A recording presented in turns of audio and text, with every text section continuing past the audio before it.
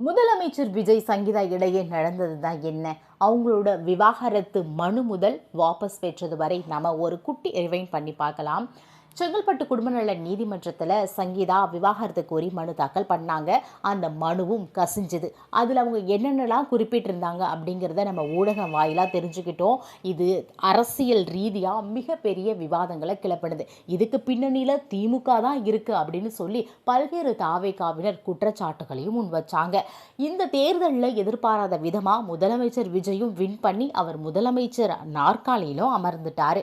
அந்த பதவியேற்பு விழாவில் அவங்க அப்பா அம்மாவை தவிர அவரது மனைவியோ பிள்ளைகளோ யாருமே பங்கேற்கல.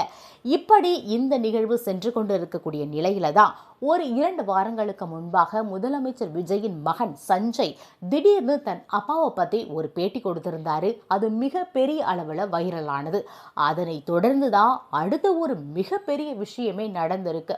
என்ன அப்படின்னா, அவரது மனைவி சங்கீதா இந்த விவாகரத்து வழக்கை தொடர எனக்கு விருப்பம் இல்லை, இந்த மனுவை நான் வாபஸ் பெறேன் அப்படின்னு சொல்லி நீதிமன்றத்தில் அறிவிச்சிட்டாங்க.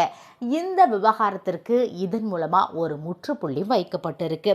இதற்கு பின்னணியில் திமுக தான் காரணம் அப்படின்னு சொன்ன தாவேகாவினர் இப்போ ரொம்பவே அமைதியாகி இதனை ரொம்பவே சந்தோஷமா கொண்டாடிட்டு வராங்க. ஒரு வழியா முதலமைச்சர் விஜயும் அண்ணி சங்கீதாவும் இணைய போறாங்க. அவங்களுக்கு ஆகஸ்ட் 25ஆம் தேதி 27வது திருமண நாளையும் கொண்டாட போறாங்களாம்.